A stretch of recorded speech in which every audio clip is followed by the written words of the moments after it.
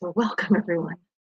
I'm Tammy, and today we're diving into something that affects all of us: time management. It's something we all struggle with, but today we're going to shatter the myths around it and help you reclaim your time. If you've ever felt like you're juggling a million things but not getting anywhere, you're not alone. Today, we'll bust the myths that keep us stuck in this busy trap. And I'll share some practical tips you can start using right away. I promise I will. And I promise today will be interactive and fun. So get ready to challenge what you think you know about managing time. And by the end, you'll have tools to make your days work for you, not the other way around. Grab a pen, grab a piece of paper, take some notes. It'll be worth it. Today's session is all about uncovering the biggest myths about time management. Many of us have been told lies about how to manage our time, like doing more equals being more productive. That's simply not true. It's just not. There's this girl named Sarah who prided herself on being a busy bee. So every day she woke up early, packed her schedule from morning to night, and constantly checked things off her to-do list. She felt like she was on top of everything, responding to emails immediately, attending meetings, doing 100 little tasks that seemed essential. There's that word in there, seemed essential. One day, Sarah hit a wall. She was exhausted. Her progress on major goals stalled, and her personal life felt chaotic. Despite being constantly busy, she felt stuck, like she was running in place. She was frustrated. She sought advice from a mentor. The mentor asked Sarah one simple question: can you show me how many tasks on your list actually matter to your big goals? That question hit Sarah hard. She realized she had been falling into the myth that being busy means being productive. Many of her daily tasks were just distractions or busy work, keeping her from focusing on her few important things that could actually drive her progress. Sometimes it's hard to figure out what those are, though, those few important things.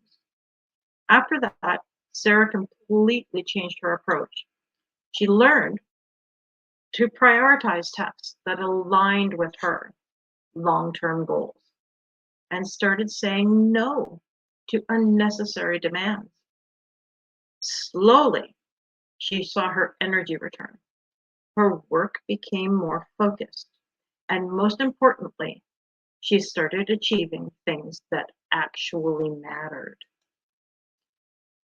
So the story of Sarah shows that the biggest myth about time management is that more activity equals more productivity. Often we're so busy with small, unimportant tasks that we neglect what really moves the needle in our lives and work. Time management is not about doing more. It's about doing the right things.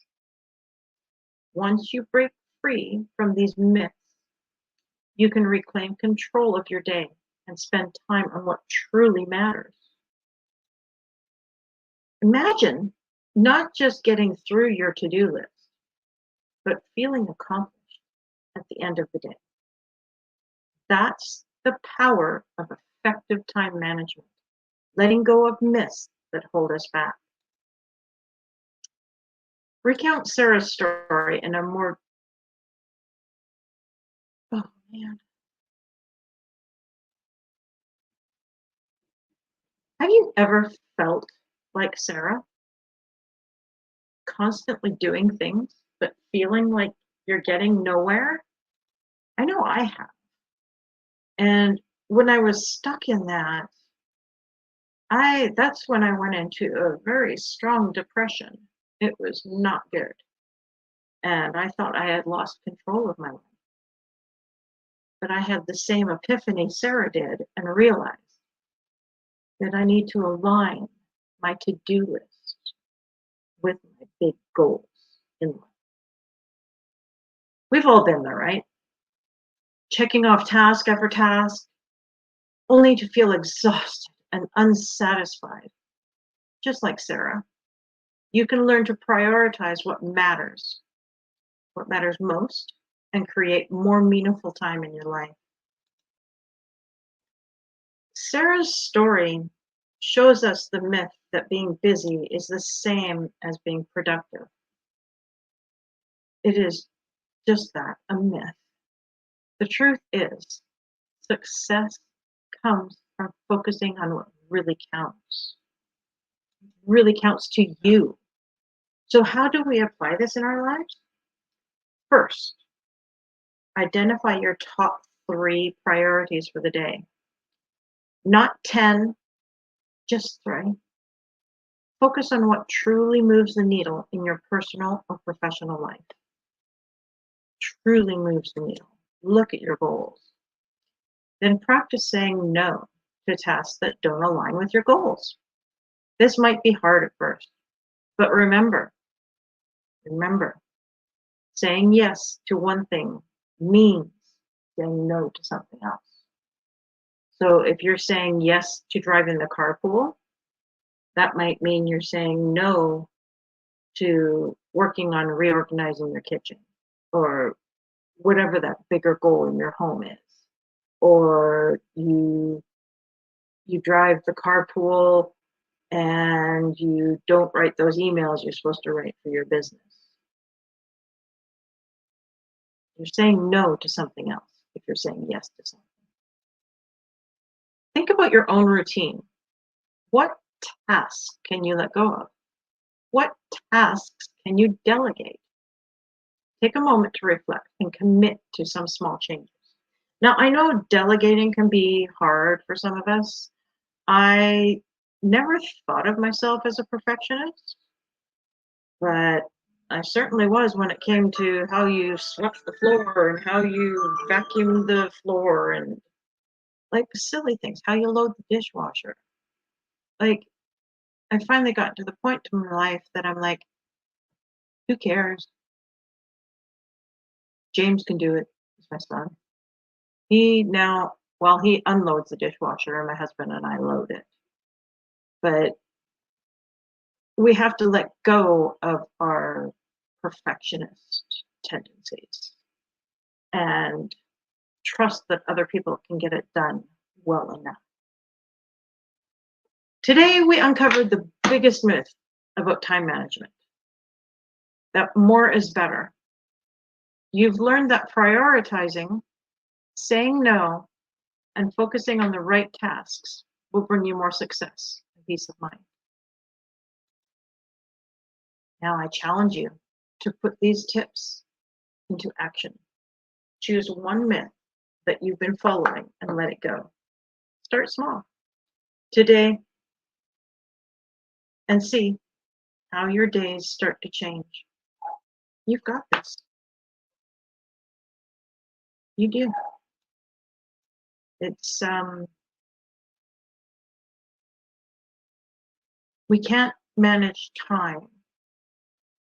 We have to choose where to focus our time on.